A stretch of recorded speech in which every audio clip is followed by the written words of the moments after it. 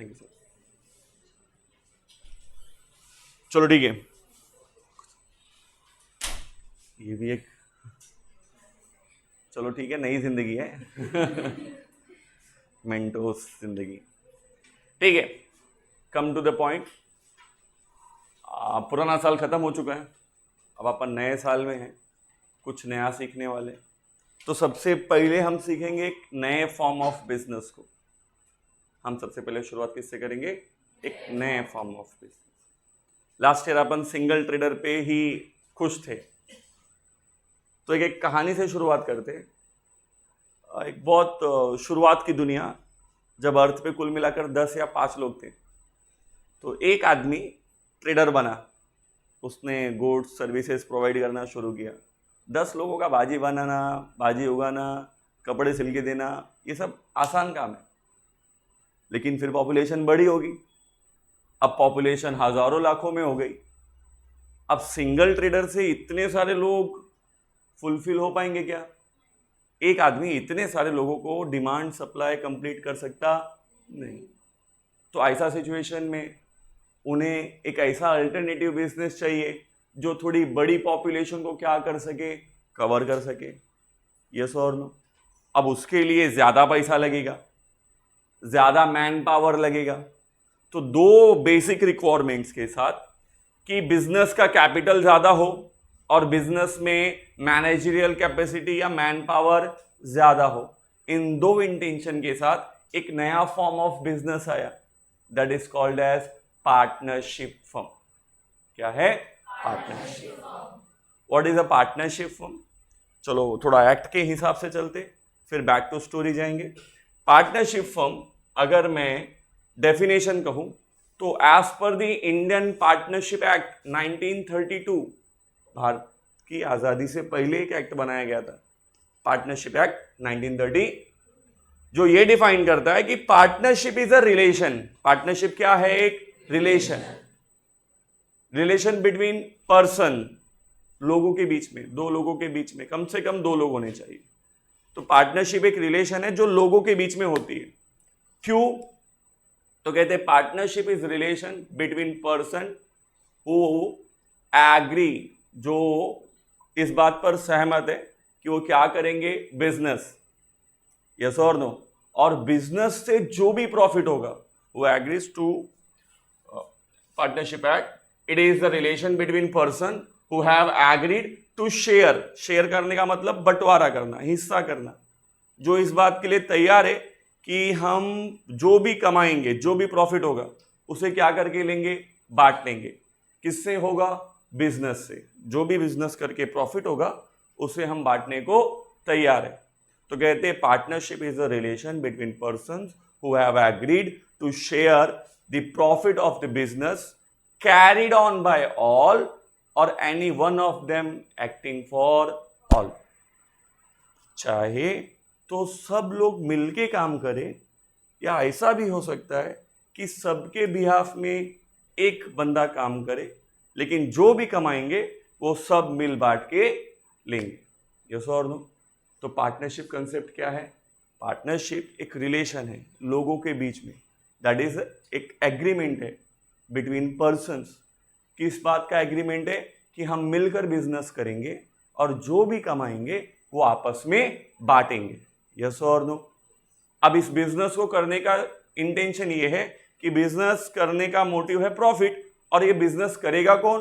तो हो सकता है कि सारे पार्टनर मिलके एक्टिव हो जाएं, सब मिलके एक्ट करें, सब मिलके बिजनेस में पार्टिसिपेट करें, या ऐसा भी हो सकता है कि उन सबके बिहाफ में कोई एक काम करे, लेकिन जो भी प्रॉफिट होगा वो सब आपस में बांट के ले। बात समझ में आता है? यस और नो? तो पार्टनरशिप क्या है? सिंपल सी बात है, एक ऐसा बिजनेस है जहां पे ओनरशिप कम से कम 2 लोगों की होगी या 2 से ज्यादा। बात समझ में आता है? अच्छा, अब इंपॉर्टेंट पॉइंट, पार्टनरशिप करते कौन है? इन जनरल पार्टनरशिप का बिजनेस किन लोगों के बीच में सक्सेसफुली फॉर्म किया जाता है? बाप बेटा मिलके पार्टनरशिप करेंगे, सही है क्या? अगर पापा के साथ मिलके बिजनेस करूंगा तो पापा को ये पता चल जाएगा कि मैं कितना कमा रहा हूँ। यस और नो? हाँ या नहीं? हाँ या नहीं?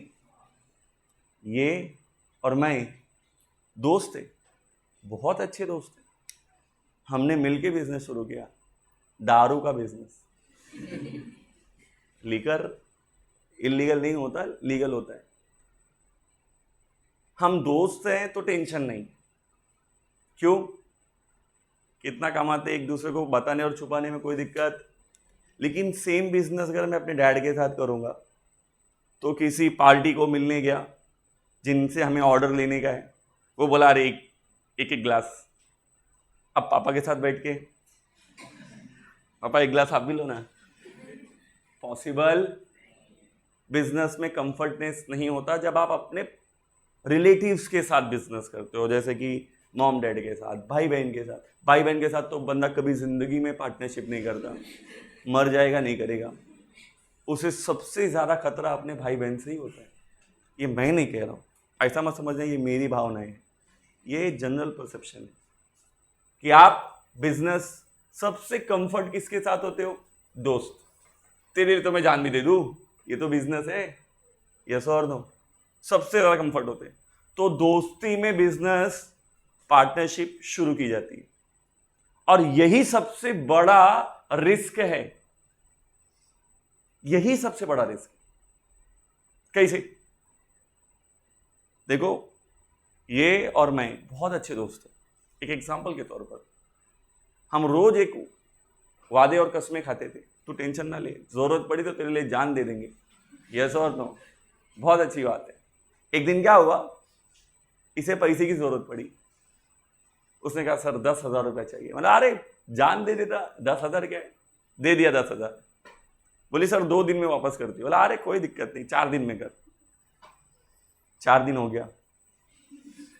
अब मैं उसे कहूंगा नहीं, पर मेरे दिल में चालू है, दोस्ती निभा, पैसा वापस कर। अब वो भी ना बात करने नहीं आएगी। क्यों? हाथ में पैसा नहीं है, अभी वो मांगने लगेगा। अवॉइड करते। अच्छी से अच्छी दोस्ती बर्बाद हो जाती है जब पैसे का लेन देन आ जाता है। तो देखो, शुरुआत करते टाइम लोग नहीं सोचते, लेकिन जैसे जैसे पार्टनरशिप आगे बढ़ता है ना, उसके चैलेंजेस खुल के सामने आने लगते हैं। तो जो चैलेंजेस हैं, जो आने वाली सिचुएशन है, सर्कमस्टेंसेस है, उनको कैसे बीट किया जाएगा। तो एक्ट बनाने वालों ने, जिन्होंने पार्टनरशिप का एक्ट बनाया, उन्होंने क्या सोचा कि ठीक है, पार्टनरशिप करवानी है। अगर पार्टनरशिप बिजनेस बनेगा तो उसका कुछ फंडामेंटल बेस होना चाहिए। क्या होना चाहिए? ताकि आगे के प्रॉब्लम्स कम हो या ना हो। पॉसिबिलिटीज नहीं है कि ना हो, पॉसिबिलिटीज है कि होंगे, बट वो सॉल्व हो सके इस सिचुएशन में। यस और नो? तो फर्स्ट ऑफ ऑल हमने फर्स्ट स्लाइड में क्या देखा कि पार्टनरशिप क्या है। हमने उसका डेफिनेशन देखा एज पर एक्ट। मीनिंग कहती है कि partnership is a organisation where is an association of 2 or more person, जहां पे 2 या 2 से अधिक लोग, जहां पे 2 या 2 से अधिक लोग, ये बहुत जरूरी है। कमिंग्स टुगेदर, साथ में आए हैं, 2 या 2 से ज्यादा लोग मिलकर साथ में आए to carry on a business. क्या करना चाहते हैं? बिजनेस। ये बहुत इंपॉर्टेंट शब्द है। पार्टनरशिप के मायने बिजनेस से ही है। ऐसा नहीं तू दोस्त मैं दोस्त, चलो हमने दोस्ती कर ली, ये पार्टनरशिप हो गई। नहीं, पार्टनरशिप का मेन एम क्या है? Doing a business. Doing what? Legal business. यानी साथ में मिलके अपन पॉकेट मारेंगे। आर बिजनेस पॉकेट मारने का है, अफीम बेचेंगे, ऐसा। Lawful business. लॉफुल बिजनेस का मतलब जिसे गवर्नमेंट या कॉन्स्टिट्यूशन क्या देता है? अप्रूवल देता है कि आप इस देश में ये बिजनेस कर सकते हो। Are you getting my point? तो पार्टनरशिप क्या है? जहां पे 2 या 2 से ज्यादा व्यक्ति साथ में मिलकर बिजनेस करना चाहते हैं, और क्या करेंगे? To view to share profit और लॉसेस ऑफ द फर्म। और बिजनेस में, उस ऑर्गेनाइजेशन में जो भी प्रॉफिट लॉस होगा वो मिलकर बांटेंगे, वो मिलकर। बात समझ में आता है क्या? किसी को प्रॉब्लम है? पक्का नोटबुक और पेन लाए हो ना? साथ में लिखते चलो। साथ में लिखते चलो। नहीं इसलिए कह रहा हूं साथ में लिखते। पीछे का लाइट चालू करो क्या? अच्छा अंधेरा कायम रहे। लगता है शक्तिमान देख के आए हो। हाँ तुम्हारी एज में तो शक्तिमान भी खत्म हो गए थे। देखा किसी ने? नहीं देखा ना। तुम डोरेमोन वाली पीढ़ी में आए। चलिए फटाफट देखो, मैंने कोई बहुत बड़ा कंसेप्ट नहीं लाया, ध्यान से सुनो। मैंने इस साल क्या किया, अब आप टेक्स्ट बुक के सारे कंटेंट तो नहीं पढ़ सकते, मैंने आपके टेक्स्ट बुक में से वो चीजें एब्स्ट्रैक्ट कर ली हैं जितनी आप लिख सको, और इतनी आपको याद होनी ही। मैं सब नहीं लिखा सकता, उतना लिखना बहुत जरूरी है जितना आपके काम का है और जिससे आपके मार्क्स अच्छे हो जाए। बात समझ में आए? तो उतनी ही चीजें हम लिखेंगे जितनी हमारे काम की। टेक्स्ट बुक और नोटबुक में फर्क ही होता है, टेक्स्ट बुक में सब होता है, नोटबुक में वो होता है जो इंपॉर्टेंट होता है। तो अपन जस्ट इंपॉर्टेंट कंसेप्ट को ही क्या करेंगे, राइट डाउन। हाँ बेटा पेन है ना, गुड, तो लिख, इंतजार नहीं।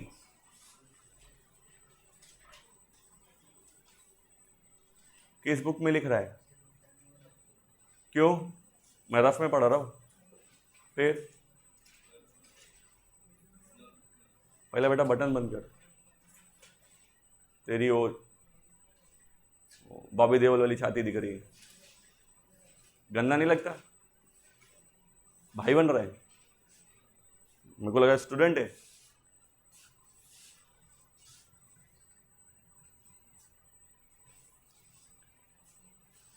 कल से नहीं चलेगा। पिछले लोग वाले जानते ना, अपन बुक फाड़ने वाला गेम खेलते। देख भाई बहुत नुकसान हो जाएगा, मेरा बिल्कुल नहीं। हाँ अच्छा ये तो मैंने बताया नहीं, कुछ लोग नए भी दिख रहे हैं मेरे को जो शायद मेरे को नहीं जानते।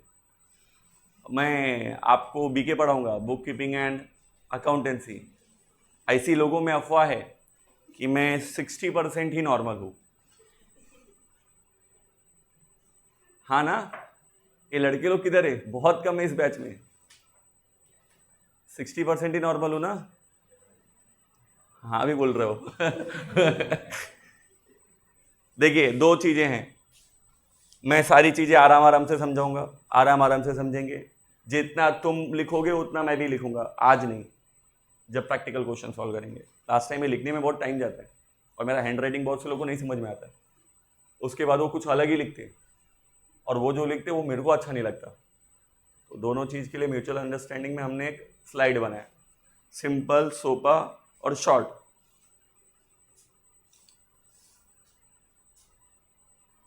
आप लोग इस साल बुक कीपिंग का नोटबुक अलग बनाओगे, क्योंकि इस साल बुक कीपिंग के नोटबुक कम से कम 6 या 7 बनेंगे। हर साल ऐसा होता है, 12th के लिए बुक कीपिंग के नोटबुक 5 से 6 से 7 तक जाते।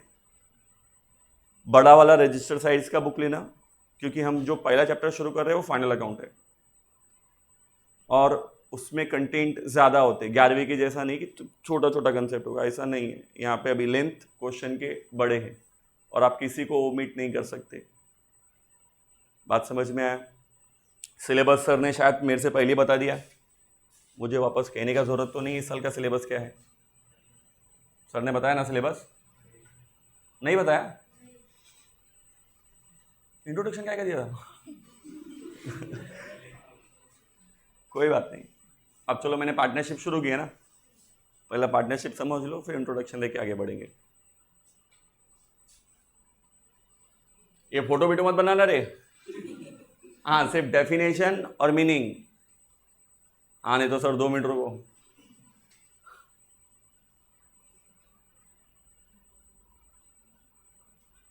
दिख रहा है ना पीछे तक सबको? इस बार तो ये भी नहीं बोल सकते नहीं दिख रहा है।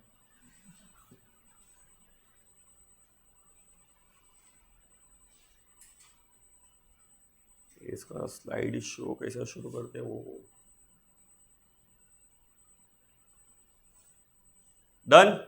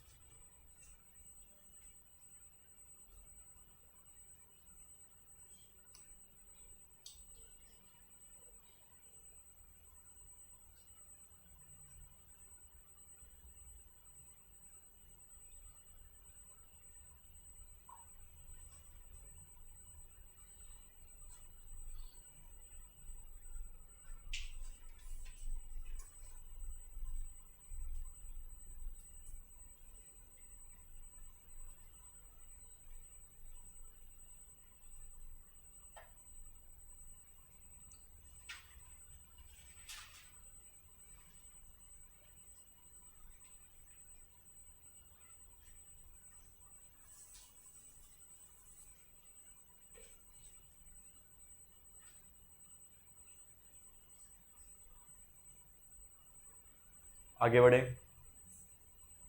सबका हुआ लिख के, जो धीरे धीरे लिख रहे हो जल्दी जल्दी लिखो।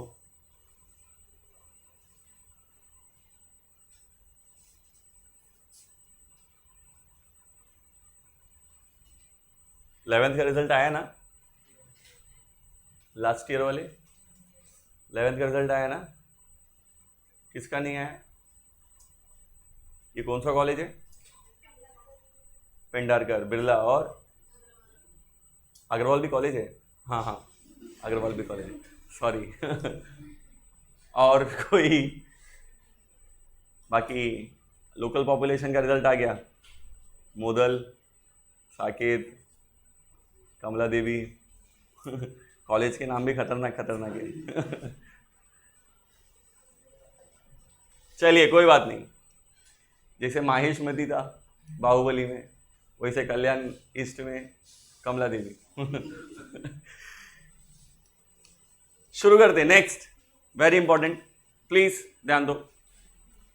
फीचर्स, पार्टनरशिप फर्म के फीचर्स। सबसे पहला feature that is what? Agreement. Act कहता है कि म्यूचुअल कंसेंट है आपका, हम मिलकर बिजनेस करना चाहते हैं, तो कम से कम आप सबके बीच में एक एग्रीमेंट होना चाहिए। द वर्ड एग्रीमेंट, एग्री का मतलब सहमत होना, मेंट दिस इज फ्रॉम स्टेटमेंट। तो ऐसी बातें जिन पर आप लोग रेडी हो, यस और नो। बिजनेस करने के जो टर्म्स एंड कंडीशंस हैं, जो आपके बीच में प्रायरली डिसाइड होना है, वो एक एग्रीमेंट होना ही चाहिए। एग्रीमेंट ये रिटर्न में भी हो सकता है और ओरल भी हो सकता है। एग्रीमेंट जो होते हैं वो दो टाइप के होते हैं, रिटर्न भी होते हैं और ओरल एग्रीमेंट भी होते हैं। मतलब मुंह से बोल दूं अपन साथ में बिजनेस करेंगे, जो भी प्रॉफिट होगा आधा आधा बांट लेंगे, यस और नो, हो गया एग्रीमेंट, यस और नो, ओरली हुआ। लेकिन ओरल एग्रीमेंट के ना भरोसे बहुत कम है, क्योंकि अभी तो कुछ कमाया नहीं था, तो हाफ हाफ बोला। ये बोली सर मेरे को ये काम नहीं आता, मेरे को वो काम नहीं आता, मैं ये नहीं कर पा रही, वो नहीं कर पा रही। बोला ठीक है दोस्त हूं ना, मैं सब कर दूंगा, टेंशन नहीं। फिर साल के एंड में जब प्रॉफिट हुआ तो प्रॉफिट हुआ 3 करोड़। प्रॉफिट कितना हुआ? ये बोली सर आधा आपका आधा मेरा। वाला इतना मेहनत किया मैं, इतना सब काम किया मैं, तो कैसे आधा? बोलिए ऐसा कैसा सर, पहले तय हुआ था हाफ हाफ प्रॉफिट लेंगे, वो अपनी जगह पे सही, मैं अपनी जगह पे सही, कोर्ट पे पहुंच गए, हाँ या नहीं? और कोर्ट पे मैंने पलटी मार दिया। इसने बोला सर ने बोला था हाफ हाफ प्रॉफिट लेंगे, मैंने ऐसा नहीं बोला था कुछ भी। मैंने ये कहा था कि जितना भी हमारा प्रॉफिट आएगा उसको अपन अपने वर्किंग के हिसाब से बांट के लेंगे। अब कोर्ट में ये कैसे साबित करेगी कि मैंने वो टाइम पे हाफ हाफ बोला था? जुबान है ना, पलटी मार गई, कुछ कर सकते। ऐसा नहीं कि ओरल एग्रीमेंट वैलिड नहीं होता, वैलिड होता है, बट उसे प्रूव करना बहुत मुश्किल होता है, कोर्ट में एडमिसिबल नहीं होता, बहुत मुश्किल हो जाता है साबित करना। इसीलिए लोग ज्यादा भरोसा किस पे करते हैं? रिटर्न एग्रीमेंट पे। लिख के दे, अभी कोई कसम खाता है, कसम से कल से मैं तेरे पीछे नहीं भागूंगा, हाँ लिख के दे, यस और नो। आप पुलिस स्टेशन जाते हो, कोई भी बात होती है पुलिस स्टेशन वाले लिखवा के लेते ना। या फिर आप कहीं भी जाओ, आप यहाँ एडमिशन लेने को ही आए, यस और नो, कि हमको 12th पढ़ना है, तो क्लासेस ने आपको एक फॉर्म दिया रहेगा, एक रिटर्न एग्रीमेंट है जिसपे आपका नाम भी लिखा और हमारी कंडीशन पीछे लिखी है, बोला साइन कर दो, बिना पढ़े साइन कर दिया, यस और नो। अब आगे निकल कुछ कर सकते हैं, लीगल है, यस और नो, कल को पलटी नहीं मार सकते। Are you getting my point? तो एग्रीमेंट दो टाइप के होते हैं। ये वो स्टेटमेंट है जिसपे सारी पार्टियां एग्री करती हैं, बिजनेस के कंडीशंस तय किए जाते हैं। एग्रीमेंट ओरल भी हो सकते हैं और रिटर्न में भी हो सकते हैं। जो रिटर्न एग्रीमेंट होता है ना पार्टनर्स के बीच में, जो रिटर्न एग्रीमेंट, ओरल की बात नहीं कर रहा हूं, रिटर्न एग्रीमेंट जो होता है उसे कहते हैं पार्टनरशिप डीड। क्या कहते हैं? देखो कहते हैं पार्टनरशिप इज अ रिजल्ट, इधर क्या marker, partnership is a result of agreement. भाई दो लोगों के बीच में जब सहमति होगी तभी ही पार्टनरशिप होगा, यस और नो। अब ये जो सहमति है पार्टनर्स के बीच में वो दोनों तरीके की हो सकती है, लिख के भी हो सकती है और ओरली भी हो सकती है। भाई बिजनेस करना है, पैसा कमाना है, आधा आधा बांटना है, बाकी की क्या टर्म्स एंड कंडीशन अभी आराम से बात करेंगे, बट बेसिक्स पे बात कर रहे हैं तो ठीक है। कुछ बातें तय होती है पहले, तो वो बातें लिखित भी हो सकती हैं और मौखिक भी हो सकती है, रिटर्न भी हो सकती हैं और ओरल भी हो सकती है। यस और no? Now a written agreement is preferred so that it can be used as a proof in the court of return में ज्यादा प्रेफर होता है, लोग ज्यादा करके क्या करते हैं, रिटर्न में एग्रीमेंट करते हैं। क्यों? क्योंकि कोर्ट में साबित करने में क्या होता है, इजी, आप प्रूव कर सकते हो कि ये तय हुआ था हमारे बीच में। मैंने कहा ना, फ्यूचर को देख के, फ्यूचर में प्रॉब्लम ना हो इसीलिए कुछ चीजें पहले ही बनाई जाती है। एग्रीमेंट क्यों बनाया गया है? ताकि कल को कोई दिक्कत होगा तो अपन झगड़ा करने से अच्छा है सीधा सीधा सोल्यूशन मिल जाएगा, हमारे एग्रीमेंट में लिखा है। फॉर एग्जाम्पल, आप अभी मैथ्स वाले हो, आप लोगों ने कंपनी के बारे में कुछ भी पढ़ा है क्या? नहीं पढ़ा है, छोड़ दो। देश बना, भारत आजाद हुआ 1947 में, उसके बाद सबसे पहला काम क्या करना शुरू किया गया, कॉन्स्टिट्यूशन बनाया गया। क्या बनाया गया? क्योंकि इस देश में इतने लोग रहते, कुछ ना कुछ तो करेंगे, सही किया कि गलत किया कैसा डिसाइड होएगा। तो इस देश का पहला रूल बुक बनेगा जिसके हिसाब से ये देश चलेगा। तो जैसे देश को चलाने के लिए कॉन्स्टिट्यूशन है, यस और नो, वैसे ही बिजनेस को भी चलाने के लिए उसका एक कॉन्स्टिट्यूशन होता है। तो पार्टनरशिप का जो कॉन्स्टिट्यूशन है वो क्या है, उसका डीड, पार्टनरशिप डीड, जिसमें पार्टनरशिप की सारे rules, regulation, terms and conditions लिखे हैं, जिसको आपको फॉलो करना है। अगर आप फॉलो नहीं करते हो तो प्रॉब्लम्स हो सकती है। यस और नो? तो सर आप इतना क्या टेंशन ले रहे हो? देखो, मैं टेंशन इस बात का ले रहा हूं कि एक्ट ने आपको ये सब कहा था कि करो, पर बावजूद इसके लोग करते नहीं। एक्ट ने कहा एग्रीमेंट बनाओ कि अच्छे पार्टनरशिप में एग्रीमेंट होना चाहिए, लेकिन पब्लिक नहीं बनाती। अरे क्या ये कानून हमारे दोस्ती के बीच में कैसे आएगा? मैं नहीं मानता कोई एक कानून। तू दोस्त है, अपन पार्टनरशिप करेंगे, कुछ नहीं लिखने दिखने का जरूरत नहीं, मेरे को भरोसा है तेरे पे। यस और नो? शुरू हो जाती पार्टनरशिप, बाद में मुसीबत आती है। यस और नो? तो फर्स्ट ऑफ ऑल पार्टनरशिप में सबसे बेसिक फंडामेंटल फीचर क्या है, इसका एग्रीमेंट होता है। एग्रीमेंट दो टाइप के होते हैं, ओरल या रिटर्न। और जो रिटर्न एग्रीमेंट होता है उसे हम क्या कहते हैं, पार्टनरशिप। इसमें किसी को प्रॉब्लम है? इसमें किसी को प्रॉब्लम है? सब कंफर्म है, क्लियर है सबको? चलो नेक्स्ट, नंबर ऑफ पार्टनर्स। ये तो पहला। दूसरा, नंबर ऑफ पार्टनरशिप फर्म में कितने पार्टनर हो सकते हैं? भाई अकेला आदमी तो पार्टनर नहीं हो सकता, पार्टनर के लिए कम से कम कितने चाहिए? हाँ या नहीं? यस और नो? सबसे सिंपल चीज है, कम से कम कितने होने चाहिए? कम से कम कितने? ज्यादा से ज्यादा, मैक्सिमम की बात हो रही है, प्लीज ध्यान से सुनो। कुछ चीजें अभी नए सिलेबस में नहीं है, बट बियॉन्ड दैट मैं आपको बता रहा हूं, लिखाऊंगा वही जो सिलेबस में है। नॉलेज होना चाहिए। जब एक्ट 1932 बना ना, तो उस एक्ट में कहा गया कि कम से कम 2 लोग होने चाहिए, और ज्यादा से ज्यादा के लिए डिसाइड किया गया कि बिजनेस क्या है। अगर बिजनेस बैंकिंग का है तो 10, नॉन बैंकिंग का है तो 20। पार्टनर कितने हो सकते हैं? कम से कम, कम से कम, ज्यादा से ज्यादा। बैंक वाला बिजनेस है तो 10, नॉन बैंक वाला बिजनेस है तो 20। ऐसा पार्टनरशिप एक्ट था। लेकिन भारत डेवलपिंग कंट्री है, डेवलप होने लगे अपन, हम डेवलप हुए, हमारे यहाँ कानून भी डेवलप हुए, और आगे चल के हमने एक कंपनीज एक्ट 2013 बनाया। क्या बनाया? सबसे लेटेस्ट हमारे लिए कंपनीज एक्ट है। यस और नो? तो उसके अमेंडमेंट के हिसाब से, कंपनीज एक्ट के अमेंडमेंट के हिसाब से, कंपनीज एक्ट कहता है कि एसोसिएशन ऑफ पर्सन, जहां पे भी बिजनेस में एक से ज्यादा ओनर होंगे, वहां पे जो मैक्सिमम नंबर है वो कितना हो सकता है? तो वो कहते हैं पार्टनरशिप के लिए कितना हो सकता है? 50। कितना हो सकता है? कितना हो सकता है? ज्यादा से ज्यादा 50। बैंकिंग नॉन बैंकिंग का टेंशन लेने का जरूरत, मैक्सिमम लिमिट 50।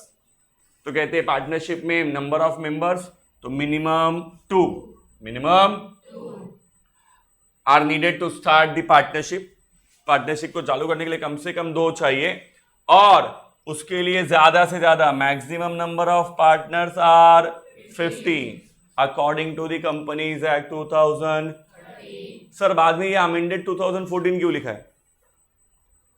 2013 का जब ये एक्ट बना ना, तो एक्ट में सिर्फ इतना लिखा था कि जहां पे भी बिजनेस में एसोसिएशन ऑफ पर्सन होगा, जहां पे भी ज्यादा लोग मिलके बिजनेस बनाएंगे, वहां पे मैक्सिमम नंबर 100 हो सकता है। कितना हो सकता है?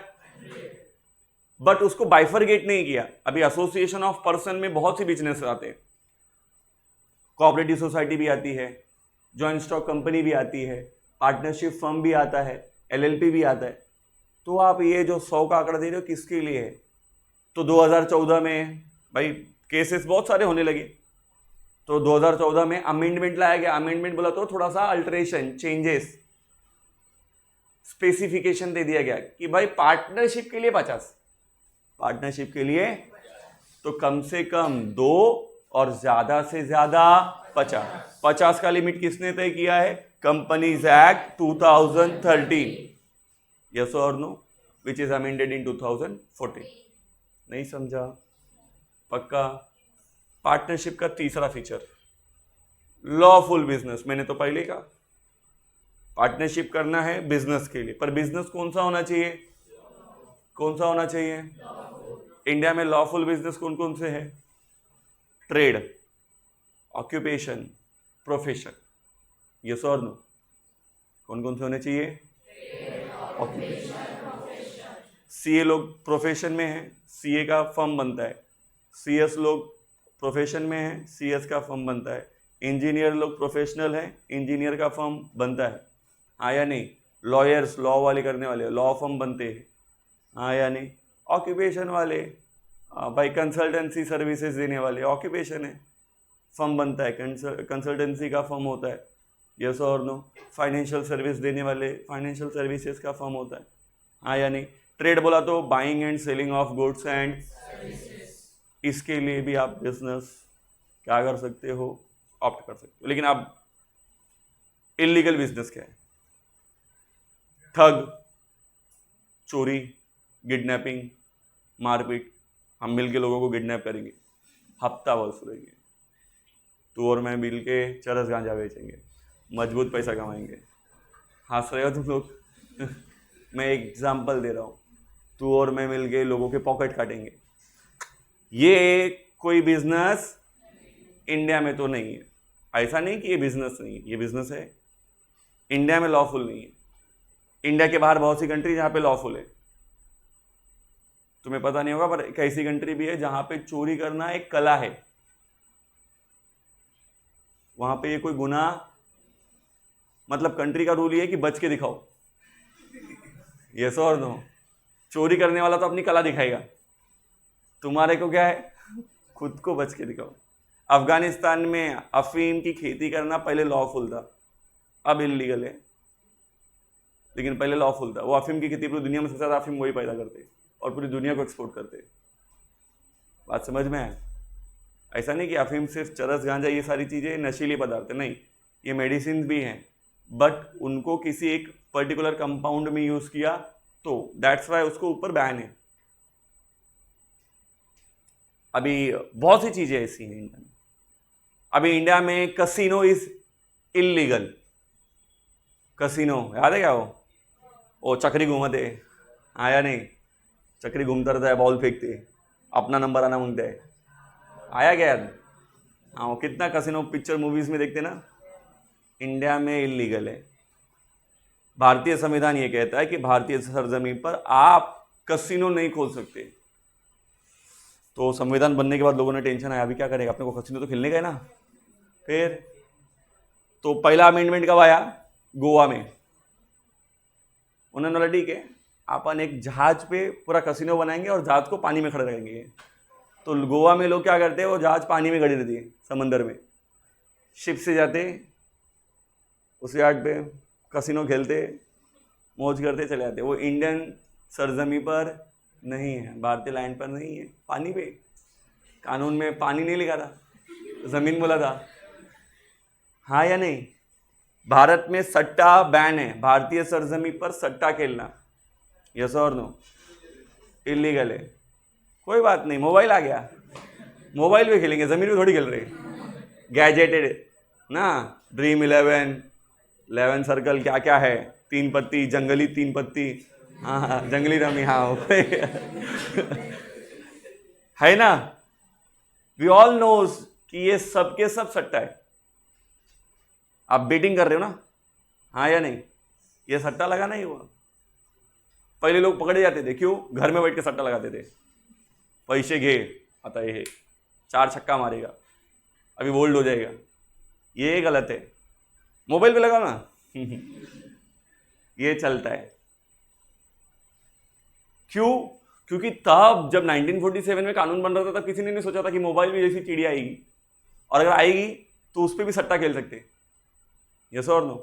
तब मालूम रहता तो गैजेट में लिखा रहता। देखो मैं बता दूं, दुनिया में सबसे बड़ा संविधान हमारा है, और मैं इसे छाती ठोक के कहता हूं, मुझे आजादी है बोलने की कि सबसे फालतू, बेहुदा और गंदा वाला संविधान भी हमारा ही है, आउटडेटेड। इंडिया में आज भी क्रिमिनल को पकड़ने का जो एक्ट है, आईपीसी अभी जो है फिलहाल, इंडियन पिनल कोड, वो 1880 का है, 1880। 1880 का मतलब समझते हो, देश की आजादी से भी लगभग 60-67 साल पहले का कानून है। अंग्रेज जो बना के गए, हमने उसे एज इट इज अडॉप्ट किया। तुम जिस अभी पोर्शन की पढ़ाई कर रहे हो, ये 1885 का एजुकेशन एक्ट है, 1885 के हिसाब से भी पढ़ रहे हो, तो तुम्हें क्या लगता है, तुम मार्क जुगरबर्ग बनेगा, कैसा बनेगा, एलन मस्क बनेगा, स्पेस एक्स तुम खोलेगा, नहीं खोलेगा, कैसा खोलेगा। पढ़ाई 1880 का करेगा और 2024 में करियर बनाएगा, पॉसिबल। चीजों को टाइम टाइम पे क्या करना पड़ता है, चेंज। इसीलिए दुनिया में सबसे ज्यादा अमेंडमेंट किसी भी संविधान में हुआ है तो वो भी हम हैं। बनी थी इतनी मोटी, अभी इतनी है, एक साथ कोई नहीं ला सकता, इतने अमेंडमेंट है, सबसे ज्यादा अमेंडमेंट हुए, क्योंकि हम घाई में थे, बनाने का था, संविधान बनाने का था, बना दो, कॉपी पेस्ट कॉपी पेस्ट। एक भी एक्ट ऐसा नहीं जो हमने खुद से बनाया, सब कॉपी पेस्ट है। देखो बुरा तुम्हें अभी भले लगेगा, थोड़े बड़े होगे, पढ़ाई करोगे तो तुम्हें समझ में आएगा कि अरे यार अपन आउटडेटेड क्यों है। उनसे पूछो जिनका केस आज भी कोर्ट में चल रहा है, बाप मर गया, दादा मर गया, अभी उसका तीसरा पीढ़ी केस लड़ रहा है, पता नहीं वो भी मर जाएगा तभी भी केस चलता रहेगा। वो जमीन इतनी थी, इतनी हो गई है, केस चल रहा है, अभी तक मिला ही क्यों। ब्रिटिशर्स कभी नहीं चाहते थे कि सॉल्यूशन आए, सॉल्यूशन आएगा तो फिर हमारा प्रॉब्लम हो जाएगा ना भाई। मैं यहाँ राज करने आया हूँ, तुमको नया कानून सिखाने नहीं आया। अगर तुम सॉर्ट आउट रहेगा तो तुम मेरे खिलाफ खड़ा हो जाएगा, तुम उलझे रहो, आपस में फंसे रहो, तुम्हें एक भी अच्छा एडवोकेट नहीं मिलेगा। इंक्लूडिंग अभी मैं पढ़ रहा हूं, मैं भी वैसे ही छू। क्यों नहीं मिलेगा, क्योंकि एक्ट के कानून ही ऐसे है।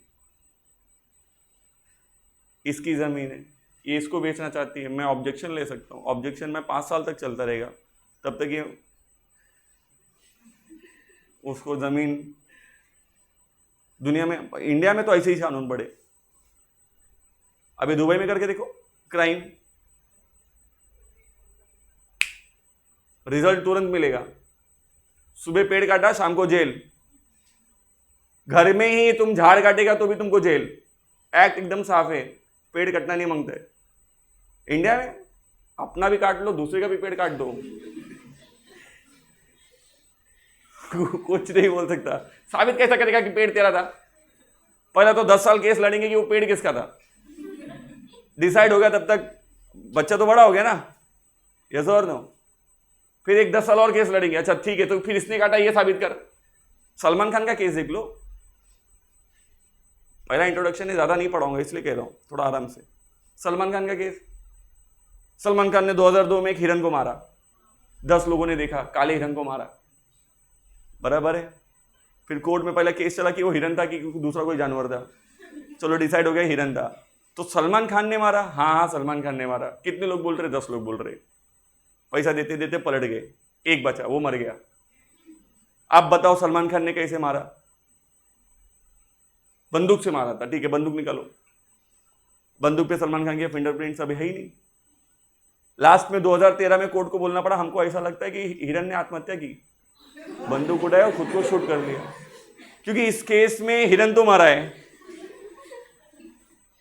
जो कह रहे थे कि सलमान ने मारा वो पलट गए, तो फिर ये मारा कैसा? और मारा तो बंदूक से ही, क्योंकि पोस्टमार्टम में गोली निकल के आई है, बंदूक से निकली है, पर बंदूक चलाने वाला कोई नहीं है। तो फाइनली होगा ये हिरन वाला ला शूट करता हूं, यस और नो। आज तक, ये 2002 की बात है, 2024 चल रहा, 22 साल हो गया, आज तक इस केस का कभी फैसला आया ही। 2013 में बेचारे ने, जज ने दिमाग खा के हटा दिया, उसने शूट आउट किया खुद से, चलो छोड़ दो। बाद में वापस से फिर कोई नया आदमी आया, नहीं नहीं नहीं सर सलमान खान ने मारा है, फिर से केस चालू है, आज भी चालू है। बांद्रा में 7 लोगों के ऊपर गाड़ी चढ़ा दी थी, आज तक डिसाइड नहीं हुआ कि गाड़ी किसने चढ़ाई। मतलब गाड़ी चढ़ी, 4 लोग मर गए, 3 घायल हो गए, लेकिन यह साबित नहीं हुआ कि गाड़ी सलमान खान की चला रहा था। गाड़ी सलमान खान की थी, जो बेचारे बच गए थे बोलते थे सलमान खान नहीं था, लेकिन साबित नहीं कर पाए कि वो सलमान खान था। मरने वाले से पूछा, बता तू बता सलमान लेफ्ट में बैठा था कि राइट में बैठा था? हाँ, अब इतना नहीं देखा, फिर कैसा बोल सकता है सलमान ने चलाया? ड्राइवर नहीं, ड्राइवर कौन है अब पता नहीं, ढूंढो 10 साल। मेरा कहने का सेंस ये है कि पार्टनरशिप में चीज़ों को सिंपलाइज किया जा रहा है। तो एक्ट नए नए लाके हम उसे क्या कर रहे हैं, थोड़ा आसान कर रहे हैं, यस और नो। नेक्स्ट, लॉफुल बिजनेस का मतलब सिर्फ ये है जिसे एक्ट में या इस देश में नॉर्मली एक्सेप्ट किया जाता है बिजनेस, वही बिजनेस आप कर सकते हो। Next, sharing of profit and losses. ये बहुत सिंपल है, आप सबके बीच में पहले से डिसाइड होना चाहिए कि बिजनेस करके प्रॉफिट या लॉस जो भी होगा वो हम बांटने वाले हैं, किस प्रपोर्शन में बांटने वाले हो ये पहला तय होना चाहिए। अगर नहीं तय हुआ तो एक्ट ये कहता है कि इक्वली बांटा जाएगा। कैसा बांटा जाएगा? पहला या तो तुम खुद से डिसाइड कर लो, तुम्हारा पहला डाय तुमको मिला है कि तुम बिजनेस शुरू कर रहे हो तो कितना कितना प्रॉफिट लॉस बांट के लोगे, अपना डिसाइड कर लो कि भाई अगर जो भी प्रॉफिट होगा 3 हिस्सा मैं लूंगा, 2 हिस्सा तू लेंगे, 1-1, 3:1, 2:1, 5:3, जैसा भी आपको अपना प्रोपोर्शन बनाना बना लो।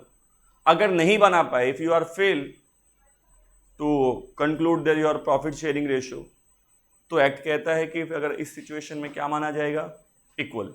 क्या माना जाएगा? अपन इस पे डिटेल में बात करेंगे। फिलहाल प्रॉफिट शेयरिंग होना चाहिए। Partner have to share profit and losses according to the ratio given in the. आप डिसाइड करते टाइम जो भी आपने रेशो डिसाइड किया उसी के हिसाब से आपके बीच में प्रॉफिट लॉस बांटा। बात समझ में आया? फिलहाल प्रॉफिट के लिए ही रेशो डिसाइड होता है, लॉस एज इट इज ही लेते हैं अपन। भाई जिस हिसाब से प्रॉफिट बांटेंगे उसी हिसाब से लॉस भी बांटेंगे, फायदा जिस हिसाब से होगा नुकसान भी उसी हिसाब से शेयर किया जाएगा। सबसे मजेदार point, unlimited liability. Partnership firm में जो पार्टनर्स होते हैं उनकी लायबिलिटी अनलिमिटेड होती है। What this mean by unlimited? Unlimited का मतलब होता है कि अगर आप अपने बिजनेस की liability, the word liability means पेबिलिटी, आपको जो पे करना है, अगर आप अपने बिजनेस के पेबल्स, अपने बिजनेस के एसेट बेच के नहीं पे कर पाए, तो आपके पर्सनल एसेट्स, आपके घर के एसेट्स बेच के आपका लायबिलिटी फुलफिल किया। फॉर एग्जाम्पल, मेरे बिजनेस में मेरे को 10 रुपया लोगों को देने का है। अब मेरे पास बिजनेस पे कितना पैसा है सिर्फ, तो 10 में से 5 तो बिजनेस के एसेट बेच के मिल जाएंगे, लेकिन बचा हुआ जो 5 रुपया है, ये 5 रुपया कहां से आएगा? तो मेरे घर से, मेरे को घर से 5 रुपया देना। That kind of liability is called as unlimited liability. When business liability is payable after business assets from your personal assets. जब लायबिलिटी को आप अपना बिजनेस बेचने के बाद भी अगर कम पड़ता है तो घर से देना पड़ेगा, that kind of liability is called as unlimited liability. क्या कहते हैं उसको?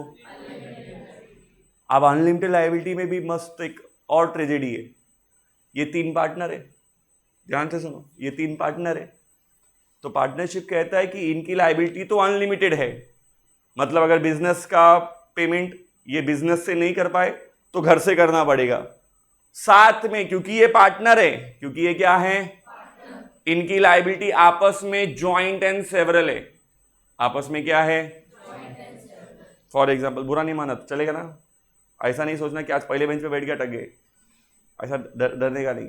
थोड़ा दिन बाद आगे जाऊंगा तो उन लोगों को भी आगे लेके आऊंगा। आज तुम्हारा दिन है। Come to the next. ये तीनों पार्टनर थे, बिजनेस की लायबिलिटी, बिजनेस के एसेट बेच के भी फुलफिल नहीं हुई, घर की एसेट्स बेचने पड़ेंगे। इसको 10 रुपया देना था बेचारे को, इसको कितना देना था, इसने अपने घर का सारा एसेट बेच दिया, 5 रुपया मिला सिर्फ। कितना मिला, 5 के बाद ये कंगाल हो गया, हाथ उठा दिया, अपने पास पैसा, ए बाबा अपने पास पैसा, तो अब इसका बचा हुआ 5 रुपया कौन भरेगा, इसके पार्टनर्स, क्योंकि पार्टनर हो ना, हाँ या नहीं, पार्टनर हो ना, एक दूसरे से जुड़े हुए हो ना, दिल का रिश्ता है, तो पेमेंट भी दिल से करो, हाँ या नहीं। इनकी लायबिलिटी आपस में क्या है, ज्वाइंट एंड, मतलब अगर एक पार्टनर फेल होता है अपना पेमेंट करने को तो उसका आउटस्टैंडिंग ड्यू अमाउंट कौन पे करेगा, उसके रिमेनिंग पार्टनर्स। इसका कर्जा भरते भरते ये भी कंगाल हो गया, तो अब इन दोनों का कर्जा कौन भरेगा, ये इसका सबसे बड़ा लूप होल है। ये इसका पार्टनरशिप का सबसे बड़ा डिसएडवांटेज यही है कि पार्टनर्स की लायबिलिटी क्या होती है, ज्वाइंट एंड। हम तो डूबेंगे सनम, तुम्हें भी ले डूबेंगे, हाँ या नहीं। अनलिमिटेड लायबिलिटी है, साथ में ज्वाइंट एंड सेवरल भी। The word joint and several का मतलब partners are responsible for each other, हर पार्टनर एक दूसरे के लिए जिम्मेदार। इसने किसी को गोली मार दी और उसके बाद अपनी सजा पूरा करने से पहले यही टपक गया, तो इसकी बाकी की सजा इनके कंधे पे आएगी। तेरा पार्टनर था, उसने गोली मारी तो सजा तू भी भुगतेगा, भाग नहीं सकता अगर वो बिजनेस में है। मैं एग्जांपल के तौर पे कह रहा हूं, ऐसा होता नहीं। इन दैट सेंस कि फाइनेंशियल जो लायबिलिटी है, मीनिंग वाइज जा रहा हूं, वो मैंने फालतू एग्जांपल दिया, अलग बात है। Meaning wise financial liability unlimited होती है। आप बिजनेस की फुलफिल नहीं कर पाए तो पर्सनल एसेट्स बेच के फुलफिल करना पड़ेगा। इन दैट केस अगर आपका कोई एक पार्टनर इंसॉल्वेंट हो गया तो बाकी के सॉल्वेंट पार्टनर उसकी लायबिलिटी फुलफिल करेंगे। That is what liability is joint and several. Are you getting my point everyone? Clear? चलो next, the liability of partners is unlimited and joint and several. कहां गया रे, लिखा ही नहीं है।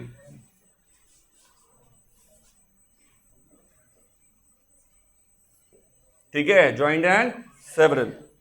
Next, registration. पार्टनरशिप का रजिस्ट्रेशन कराना। जैसे सोल ट्रेडिंग का तो दिक्कत नहीं था, भाजी बेचने का, किधर भी लेके ऐसा चादर बेचा है, भाजी रखा, चल शुरू, यस और नो। सोल ट्रेडर को किसी से रजिस्ट्रेशन कराने की जरूरत, लेकिन पार्टनरशिप बिजनेस में ऐसा नहीं है। In the state of Maharashtra, in the state of registration is compulsory. Registration is, Maharashtra में आपको कोई पार्टनरशिप फर्म बनाना है तो आपको गवर्नमेंट के पास उसका रजिस्ट्रेशन कराना पड़ेगा। लेकिन इसके अलावा other than the state of Maharashtra, registration is not compulsory. Registration is not, सिर्फ महाराष्ट्र में कंपल्सरी। इंडिया में वॉलेंट्री है, चाहिए तो कराओ, नहीं चाहिए तो मत कराओ, हाँ या नहीं, ऑप्शन आपके ऊपर है। पर महाराष्ट्र में कराना ही पड़ेगा, यस और नो। तो अगर क्वेश्चन ये पूछता है कि registration of partnership is dash in Maharashtra, तो कंपल्सरी, हाँ या नहीं, यस और no. In India voluntary, in India पूरे देश में वॉलेंट्री है, सिर्फ महाराष्ट्र में क्या है, कंपल्सरी। बात समझ में आया, हाँ आया नहीं? 1 मार्क इसी पे डूबते। अच्छा ये ऊपर जाता है, मस्त। चलो, joint ownership and management. Partners jointly business के ओनर होते हैं और ज्वाइंटली बिजनेस के क्या हो सकते हैं, मैनेजर्स भी हो सकते हैं। भाई 3 पार्टनर है, तीनों भी ओनर भी है और तीनों ही मैनेजर भी। कोई भी डिसीजन लेना है तो तीनों के म्यूचुअल कंसेंट के हिसाब से ही कोई डिसीजन पास होएगा। कोई एक अकेला मनमानी नहीं कर सकता। पार्टनरशिप में कोई भी डिसीजन होगा तो सबके अंडरस्टैंडिंग पे होगा, यस और नो। कोई अकेला कोई डिसीजन नहीं ले सकता। बात समझ में आया? तो ओनरशिप भी सबका मिलके होता है, तो बिजनेस भी, मैनेजमेंट भी सब मिलके एक साथ हैंडल करते, यस और नो। कहते थे each partner is joint owner of the property of the firm. Business की प्रॉपर्टीज का सारे पार्टनर्स जॉइंटली क्या हैं? ओनर है, मतलब बिजनेस के ओनर सब जॉइंटली हैं। And so on the partners can use property for, अरे बाबा नो है ना रे, मैं डर गया, बोला क्या हो गया? No partner can use property for, तो कोई एक इकलौता पार्टनर, ऐसा नहीं कि भाई बिजनेस का एसेट है चल घर पे लेके चलता हूं, भाई तेरा अकेले का थोड़ी है, सबका है। जैसे रेलवे में लिखा रहता है, रेलवे आपकी संपत्ति है पर आप उससे कुछ लेके जा सकते, आपकी संपत्ति है ना, पर अकेली आपकी थोड़ी है, सबकी है। इसलिए कोई रेलवे से कोई सामान लेके नहीं जा सकता। किसी ने ज़्यादा कानून पढ़ लिया, रेलवे हमारी संपत्ति है, उठाया टीवी ले लिया हाथ में, ट्रेन से उतरते टाइम टीवी लेके उतरा, टीसी पकड़ेगा, आरपीएफ वाला पकड़ेगा, आपको फाइन भरना पड़ेगा। क्यों? रेलवे आपकी संपत्ति वाला, तो आप बोला तो प्रदेश, तू अकेला ओनर थोड़ी है, यस और नो। इसलिए आप रेलवे में से एक चीज भी नहीं ले जा सकते। रेलवे का इवन एक स्क्रू ड्राइवर भी आप नहीं बेच सकते, और पटरी के बाजू में खिले गिरे रहते बड़े बड़े, आप वो भी भंगार वाले को नहीं बेच सकते, लेगा ही नहीं, रेलवे आपकी संपत्ति है, यस और नो, नहीं ले सकते, इलीगल है। Are you getting my point? क्यों? क्योंकि वो सबकी है, किसी एक की, तो आप उसकी प्रॉपर्टी को अकेले यूज नहीं कर सकते for personal. All partner have equal rights and managing in the firm. सबको राइट है बिजनेस को चलाने का, समान अधिकार है, यस और नो, क्योंकि सब जॉइंट ओनर है तो सबको बिजनेस चलाने का अधिकार है। Last, principal and agent. Partners के दो रोल होते हैं। पार्टनर्स के कितने रोल होते हैं? इन तीनों ने मिलके एक बिजनेस बनाया, ये मैं बिजनेस हूं और ये पार्टनर है, हाँ या नहीं?